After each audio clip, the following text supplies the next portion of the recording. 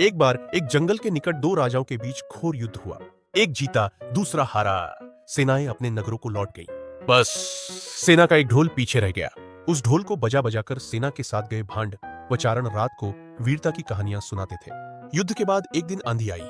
आंधी के जोर में वह ढोल लुढ़कता पुढ़कता एक सूखे पेड़ के पास जाकर टिक गया।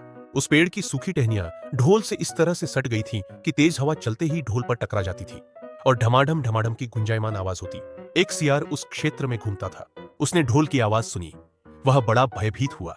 ऐसी अजीब आवाज बोलते पहले उसने किसी जानवर को नहीं सुना था। वह सोचने लगा कि यह कैसा जानवर है जो ऐसी जोरदार बोली बोलता है, ढमाढम। सियार छिपकर ढोल को देखता रहता, यह जानने के लिए कि यह जीव उड़ने वाला है या चार टांगों पर दौड़ने वाला। एक दिन सियार झाड़ी के पीछे छुपकर ढोल पर नजर रखे था। तभी पेड़ से नीचे उतरती हुई एक गिलहरी कूदकर ढोल पर उतरी। हल्की सी ढमकी आवाज भी हुई। गिलहरी ढोल पर बैठी दाना कुतरती रही। सियार बड़बड़ाया, ओह, तो ये कोई हिंसक जीव नहीं है, मुझे भी डरना नहीं चाहिए। सियार फूंक फूंक कर कदम रखता ढोल के निकट गया। उसे सूंघा। ढोल का उसे न कहीं सिर नजर आया और न पैर। तभी हवा के झोंके से टहनियां ढोल से टकराई। ढमकी आवाज हुई और सियार उछलकर पीछे जा गिरा। अब समझ आया। सियार उड़ने की कोशिश करता हुआ बोला, यह तो बाहर का खोल है, जीव इस खोल के अंदर है। आवाज बता रही है कि जो कोई जीव इस खोल के भीतर रहता है वह मोटा ताजा होना चाहिए, चर्बी से भरा शरीर। तभी ये ढमढम की जोरदार बोली बोलता है। अपनी मान में घुसते ही सियार बोला, ओ सियारी, दावत खाने के लिए तैयार हो जा। एक मोटे ताजे शिकार का पता लगाकर आया हूं। सियारी पूछने लगी, तुम उसे मारकर क्यों नहीं लाए? सियार ने उसे झिड़की दी, क्योंकि मैं तेरी तरह मूर्ख नहीं हूं।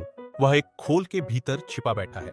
खोल ऐसा है कि उसमें दोनों तरफ सूखी चमड़ी के दरवाजे हैं। मैं एक तरफ से हाथ डाल उसे पकड़ने की कोशिश करता तो वह दूसरे दरवाजे से न भाग जाता। चांद निकलने पर दोनों ढोल की ओर गए।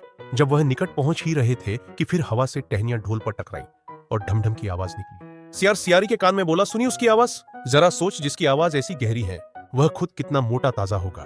दोनों ढोल को सीधा कर उसके दोनों ओर बैठे और लगे दांतों से ढोल के दोनों चमड़ी वाले भाग के किनारे फाड़ने।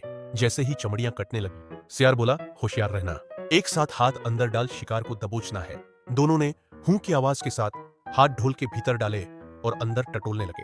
अंदर कुछ नहीं था, एक दूसरे के हाथ ही पकड़ में आए। दोनों चिल्लाए हैं, यहां तो कुछ नहीं है, और वे माथा पीट कर रह गए। सीख शेखी मारने वाले ढोल की तरह ही अंदर से खोखले होते हैं।